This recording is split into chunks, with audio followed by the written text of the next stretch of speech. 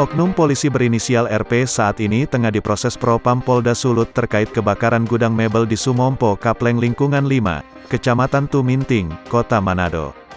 Kabid Propam Polda Sulut Kombes Pol Marlin Tawas ketika dihubungi melalui pesan WhatsApp oleh tribunmanado.co.id, Selasa, tanggal 4 Januari tahun 2022, tak menampik hal tersebut.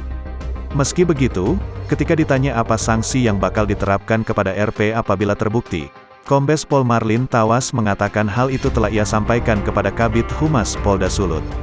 Sudah saya sampaikan kepada Kabid Humas Polda Sulut, singkat Kombes Pol Marlin Tawas.